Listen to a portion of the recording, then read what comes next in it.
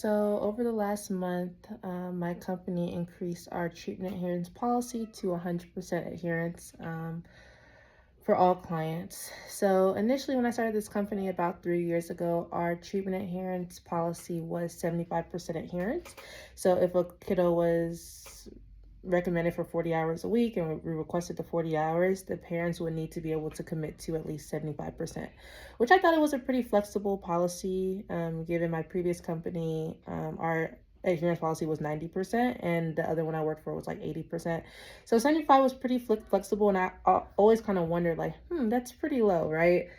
Over the last 6 or 7 months, my company had a lot of organizational changes, a lot of them due to financial reasons. Apparently, we were bought out by some company, I don't know. But due to that, we had to make a lot of cuts and changes, and especially when it comes to treatment adherence. So back in July, we increased our treatment adherence policy to 90%. The issue with this new change was that the expectation was for this change to happen overnight. And a lot of the BCBAs get pushed back just because we've been doing 75% for a long time. Some of these clients have been having services for 2-3 years, and all of a sudden now you need to hit 90% or you're at risk for discharge. So after a lot of collaboration and conversations, we're able to get all the families pretty much up to 90%, which is a reasonable expectation. 3 weeks ago, we got word that now the not CEO, I don't know her position, but she wants everybody at 100% adherence. And basically the conversation was we need everyone at 100% or they may need to discharge or figure out whatever the case is. So besides the ethical challenges with that, the regional directors were tasked with collaborating with all of our BCBAs and all the families in our region in we had about 4 days to pull this all together to figure out a plan how to get everybody up to 100%. So I personally have about 65 clients in my region, and I support 8 or 9 BCBAs. So having to collaborate with them and the families and kind of get them up to where they need to be. So with that being said, I decided to do my little mini project on increasing treatment adherence to 100%. So the dependent variable is treatment adherence. So is the client fulfilling 100% of their clinically requested hours?